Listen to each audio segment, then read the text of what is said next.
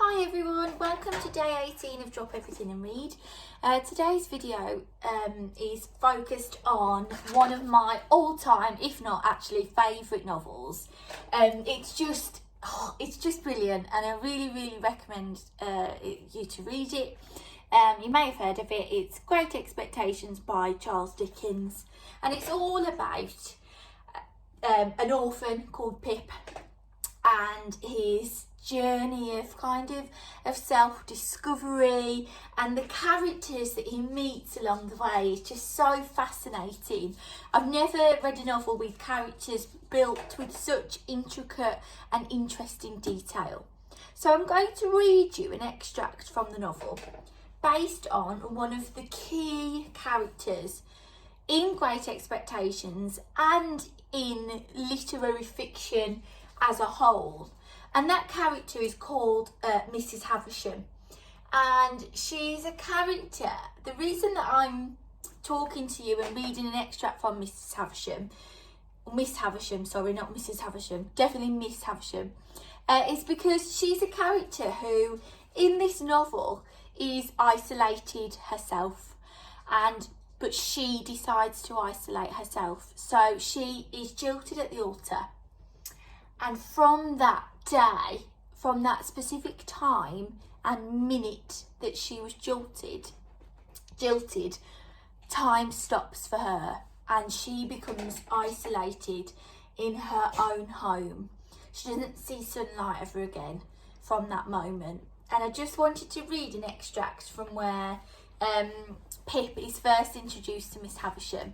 So let's just get lost in Miss Havisham, in her character, in her world, and, try to imagine what it must have been like for her to actually isolate herself. We are isolated through no choice of our own, but she decided to isolate herself from the world because of heartbreak. So I'll read you the extract. I look forward to seeing your responses to the questions and the quiz.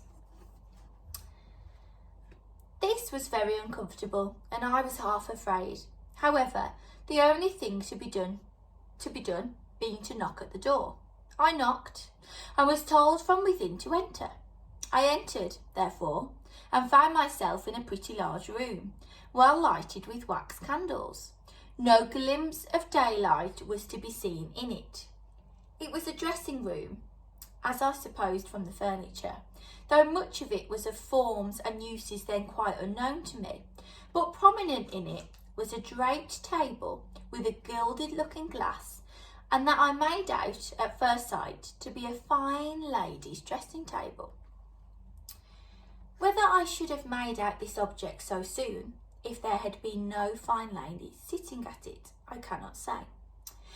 In an armchair, with an elbow rested on the table and her head leaning on that hand, sat the strangest lady I have ever seen, or shall ever see. She was dressed in rich materials, satins and lace and silks, all of white. Her shoes were white, and she had a long white veil dependent from her hair, and she had bridal flowers in her hair, but her hair was white. Some bright jewels sparkled on her neck and on her hands, and some other jewels lay sparkling on the table. Dresses, less splendid than the dress she wore, and half-packed trunks were scattered about. She had not quite finished dressing, for she had but one shoe on. The other was on the table near her hand. Her veil was but half arranged, her watch and her chain were not put on, and some lace for her bosom lay with those trinkets, and with her handkerchief and gloves, and some flowers and a prayer book, all confusedly heaped about the looking-glass. It was not in the first moments that I saw all these things, though I saw more of them in the first moments than might be supposed. But I saw that everything within my view, which ought to be white, had been white long ago, and had lost its lustre, and was faded and yellow. I saw that the bride within the bridal dress had withered like the dress and like the flowers, and had no brightness left but the brightness of her sunken eyes.